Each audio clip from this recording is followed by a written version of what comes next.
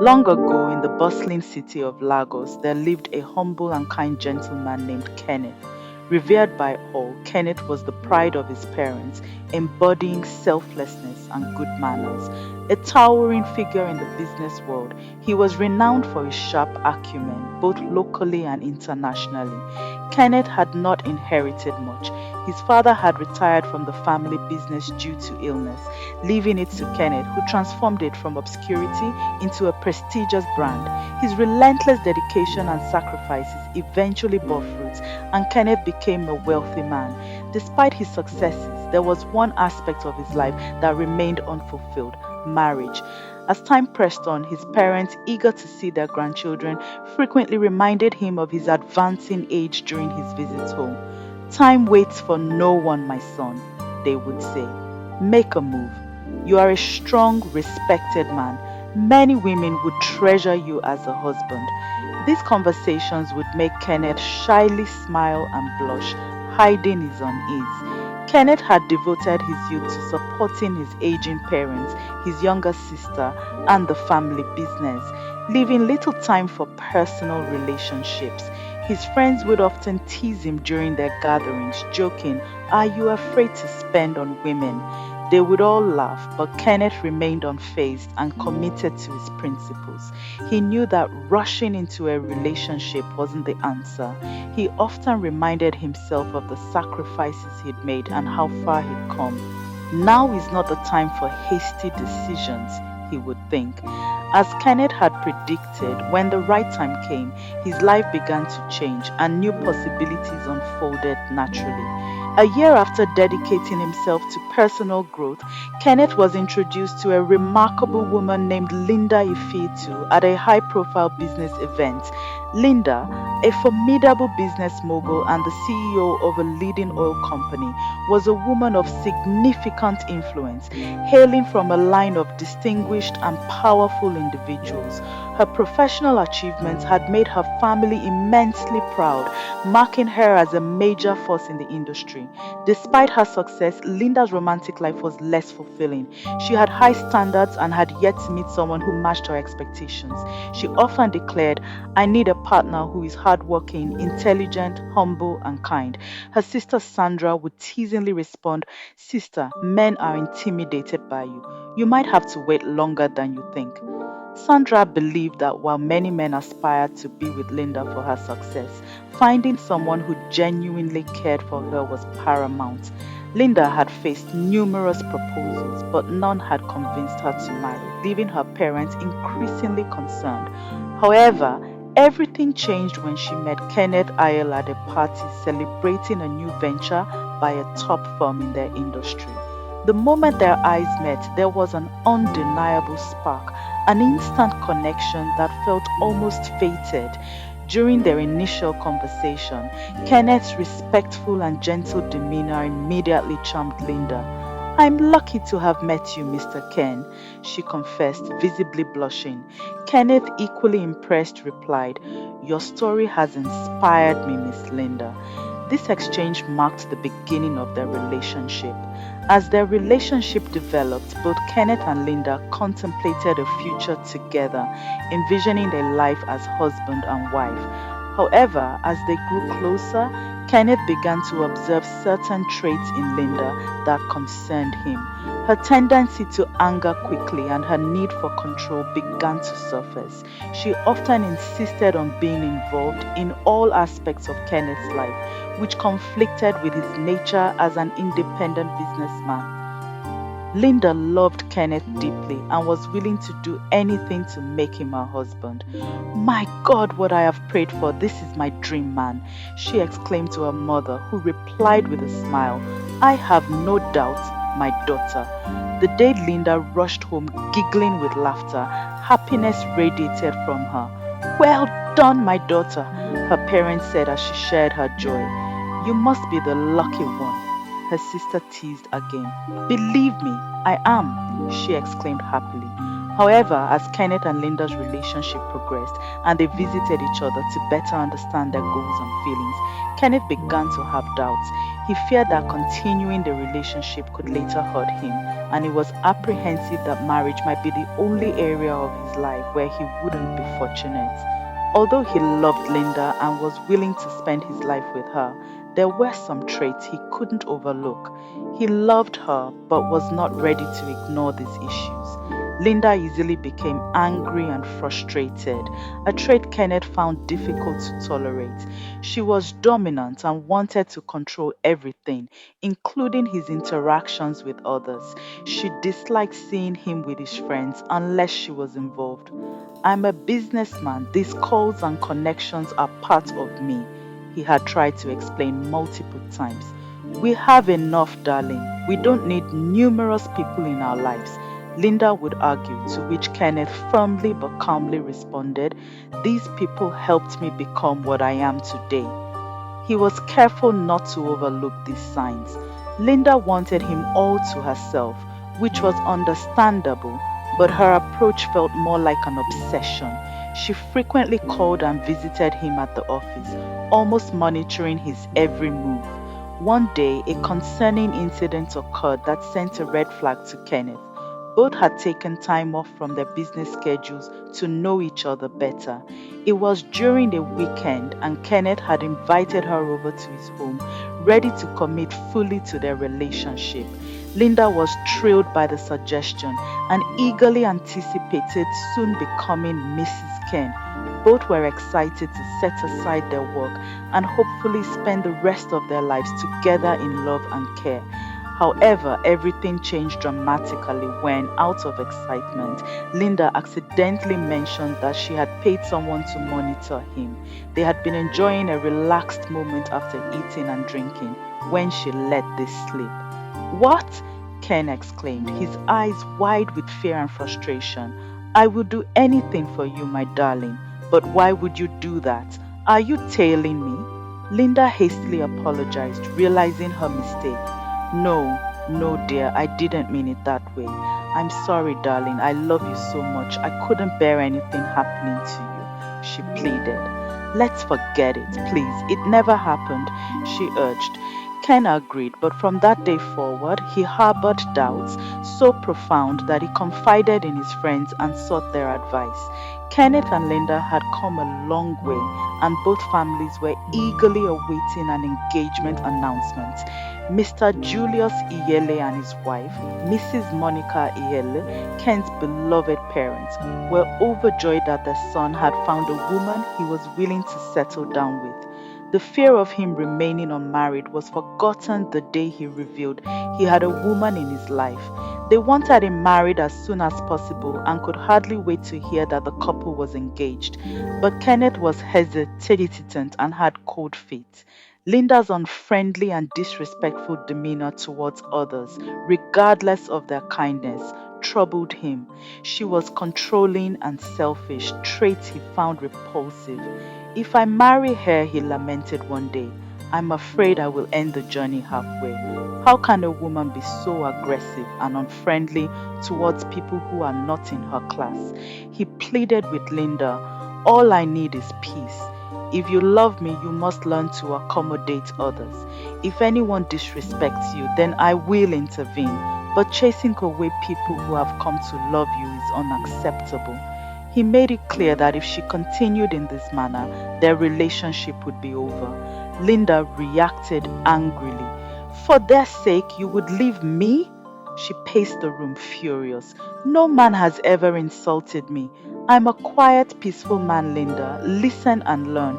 I want peace in my home when I get married, but with your attitude, I don't see it coming, he stated firmly. That very day, both parted ways angrily, each left to their despair. Ken, on the other hand, had made up his mind to end it before it was too late, convinced that if he continued with Linda, he would be fooling himself into believing she would change. Linda, a young woman who had managed an empire and its people from an early age, was unfortunately too full of herself, arrogant and rebellious for her parents to handle. Faced with her unyielding attitude, Kenneth decided to end the relationship after a heated argument. He planned to invite her to dinner to clarify everything officially, but before he could arrange this, Linda unexpectedly showed up at his home in his absence and made herself at home. Although Linda rarely cooked, that day she prepared a lavish meal, hinting at reconciliation. If you think you're getting out of my hook easily, Mr. Ayeli, think twice because we're hooked for life, she muttered with a smile, creating a cozy romantic setting with lit candles, scattered flower petals, and chilled champagne. She eagerly awaited Kenneth's arrival, ready to mend their relationship. Upon arriving, Kenneth was taken aback by the magical ambience and the pervasive aroma of love. Despite his reservations, he found it hard to resist her efforts. Who am I not to forgive? He thought as he greeted her with a warm smile and eyes that conveyed an apology. Their reconciliation seemed successful as they woke up in each other's arms the following morning. However, the peace was short lived as Linda's behavior soon reverted to its previous patterns, forcing Kenneth to reconsider their relationship. But before he could act, Linda revealed she was pregnant. You're pregnant? Kenneth questioned during a dinner that Linda had arranged. Her confrontational tone took him by surprise. Don't tell me you're having cold feet. Well, does it matter now? She said angrily. I thought a well respected man like you would be happy to expect a child. Are you trying to ridicule me? She accused him of plotting this all along to avoid scandal, her tone shifting rapidly as she alternated between anger and tearful pleas for understanding. Please, Ken, I love you so much. I want to spend the rest of my life with you, she confessed, breaking down. I just want you, but you don't love me. Love is not an obsession. You think only about yourself, but I can't breathe with your attitude. Everything I've done is because I love you. Despite her emotional appeal, Kenneth remained resolute. We will have the child, but we cannot be together. I'm sorry, he softly said, and left. Linda's manipulative and dominant traits were not new to her family. Since childhood, she had been spoiled, becoming increasingly manipulative and mean spirited as she grew older. Her mother had repeatedly warned her in heartfelt conversations to relax and occasionally let go of her need for control. However, as Linda gained more power through her success, her mood swings worsened, leading her to be secretly placed on medication to manage her emotional instability. This aspect of her life, hidden from Kenneth, included a depressive episode so severe that she had once threatened to take her own life. Despite the family's hope that she would outgrow these issues, the reality was different. And now pregnant, Linda was determined to marry Kenneth, whether he loved her or not, dragging them both into a complicated future. My God, what have I gotten myself into? She's carrying my child, Kenneth lamented, facing the daunting reality of their entangled lives. As Kenneth grappled with the shocking news that Linda was pregnant with his child, he was overwhelmed with doubt. Could she really be carrying my child, or is this just another of her manipulative ploys? He wondered. While lost in these thoughts, he suddenly recalled a brief exchange he had with Linda's younger sister, Stella, during a visit to Linda's family home for an introductory gathering. Stella had let slip something curious while they exchanged pleasantries. She finally got what she wanted. She had blurted out unexpectedly when Linda had stepped away to fetch some drinks. Surprised, Kenneth had asked, Who did, Stella? Her response was soft yet resolute. Who else but my sister? Her eyes were expressive, hinting at something deeper. Confused, Kenneth had managed a smile and replied, I don't understand. Stella had looked at him with a mixture of pity and caution, saying, You wouldn't, Kenneth. You're a good man. I hope you find happiness. Her words had sounded more like a warning than a compliment. Now driving home, Kenneth's mind was in turmoil. Am I about to abandon my own child? He agonized. Overwhelmed, he decided not to go to his own home, but to his family's house, seeking solace and clarity. Upon arrival, he was greeted warmly by his family, gathered for dinner. Come and join us, son. his mother invited, smiling as she offered him a plate of his favorite meal. Thanks, Mama, but I'm not hungry. Kenneth declined, his troubled expression not escaping his father's notice. Sensing his son's distress, his father suggested, let him be, he'll eat when he's ready. His gaze filled with concern. After dinner, seated together in the living room, Kenneth shared his predicament. His family listened intently, the atmosphere heavy with emotion. Are you sure you want to abandon your child? His father finally asked, his voice gentle yet searching. Kenneth was taken aback by the question. He hadn't expected his internal turmoil to be so transparent. Think it over, son. You're both adults and the situation has changed. His mother added, visibly shaken by the prospect of her son's impending breakup. My son, please don't make a decision that will break all our hearts, she implored, tears welling up in her eyes. Moved by his family's concern, Kenneth promised to reconsider his decision. Weeks later, he and Linda proceeded with their engagement and were soon married in a lavish traditional ceremony, followed by a grand white wedding, fulfilling Linda's dreams. Initially, their married life seemed to blossom, but underlying issues remained. Tragically, 3 months into their marriage, Linda suffered a miscarriage. The loss was devastating, made worse by the discovery that she had a condition preventing her from carrying a pregnancy to term. The couple clung to each other in their grief, facing a future filled with uncertainty and the haunting echo of lost possibilities. As the news of Linda's miscarriage spread through the families, they rallied around the couple, offering words of comfort and reassurance. These things happen. Kenneth's mother consoled them during her visit. The stress from the wedding might have triggered it, she suggested, eliciting nods of agreement from the couple, though they harbored a sacred fear that their journey together might be fraught with challenges. A month after the miscarriage, Linda broached a sensitive topic over breakfast. Darling, what do you think about adoption? She asked gently, her eyes seeking Kenneth's. Hesitating, he replied, adoption isn't a bad idea, but why the rush?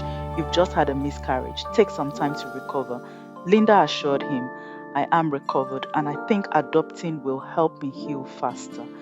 Kenneth, still concerned, urged her to prioritize her health and explore all medical options before making such a decision.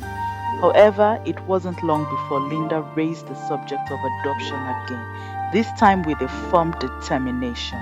How can we adopt when our marriage is less than a year old? Do you have another plan?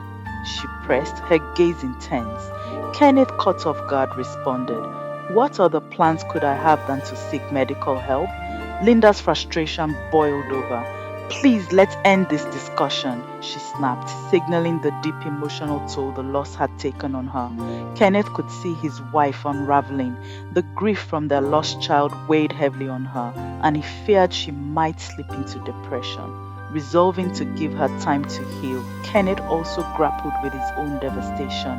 Sometimes he would find a private moment to cry in his office, feeling that life had cruelly twisted their path to happiness. Months later, when they finally shared their struggles with both families, the reaction was heart-wrenching. Both mothers wept upon learning of Linda's condition, and Kenneth's father was equally devastated, realizing they might never hold a grandchild from their only son. The families vowed to support the couple, but after a year of hospital visits with no progress, Linda's mental state deteriorated significantly. Her controlling nature intensified and she often lashed out in anger and frustration, accusing Kenneth of infidelity with his secretary. One evening, after a particularly harsh accusation, Kenneth confronted her. Can you hear yourself? I have maintained my dignity throughout our marriage, and I will not let you push me to the brink, he warned firmly before leaving the room. That night, to preserve his sanity, Kenneth left home to stay in a hotel, turning off his phone to avoid Linda's incessant calls. The next day, he went directly to work from the hotel, while Linda spent a sleepless night frantically trying to reach him. Concerned, her family sent her sister to stay with her. He's leaving me, Linda sobbed as her sister arrived. Did he tell you that? Her sister asked, trying to bring some calm. You need to keep calm and sort things out with him. He's suffering too, she advised, holding Linda's hand soothingly amidst her sobs. In this moment of crisis, the couple faced the daunting task of bridging the chasm that grief and misunderstanding had widened between them. That day, when Kenneth returned from work, he was met with a surprisingly serene scene. Linda, who had been nearly hysterical the night before, was calm and composed. Welcome home, darling. She greeted him warmly, opening the door with a smile. Before her sister had left, she had urged Linda to consider how her actions might be jeopardizing their relationship. Linda took this advice to heart, determined to salvage her marriage at any cost. She took his briefcase and led him to their room. Later, they shared a scrumptious meal together. Kenneth, though initially taken aback by Linda's sudden change in demeanor, was committed to maintaining the peace. He knew he couldn't handle another outburst like the previous night. As they retired to bed, Linda broke down, pleading for his patience and forgiveness. I can't lose you, she sobbed. Kenneth, responding with warmth, reassured her. But you're not losing me. Why did you accuse me of cheating with my secretary? Someone I've worked with for years without any incident. Linda, tearful and contrite, admitted her fears. I'm scared of losing you, especially after losing our baby, she explained. Kenneth held her close, comforting her as she wept. The couple found peace, but Linda continued to struggle with deep-seated issues. Her confidence waned and she became increasingly insecure, her demeanor arrogant and unfriendly. She was convinced that Kenneth was keeping secrets, that his friends were influencing him, perhaps even plotting to end their marriage so he could find someone else who could bear him a child. This fear led her to restrict Kenneth's social interactions. Whenever they were invited out, she would suddenly claim illness to avoid attending. Linda's behavior drove away those close to Kenneth, despite his objections.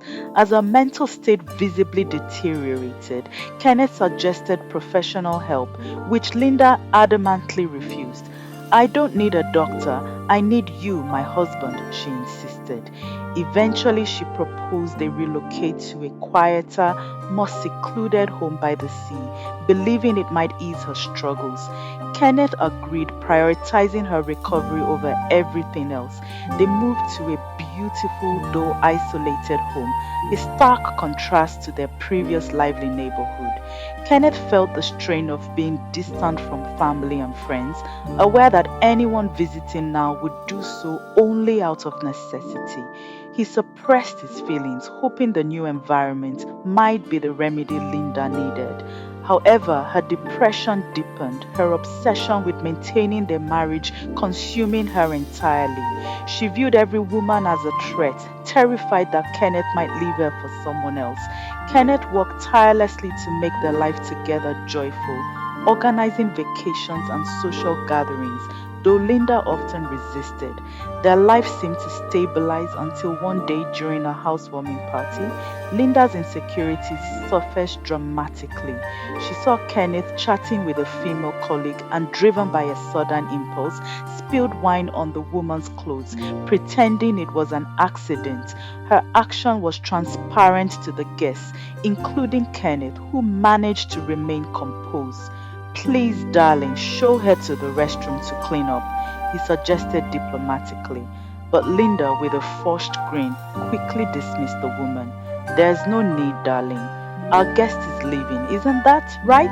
She said, looking pointedly at the woman who, sighing resignedly, left the party in haste. This incident underlined the ongoing challenges in their fraught marriage, spotlighting the dire need for intervention and healing. That evening, after the last guest had departed and Kenneth was alone with Linda, he felt compelled to address the uncertain incident from the party. Linda attempted to downplay the situation, but Kenneth, unable to hide his frustration, insisted on a more serious response.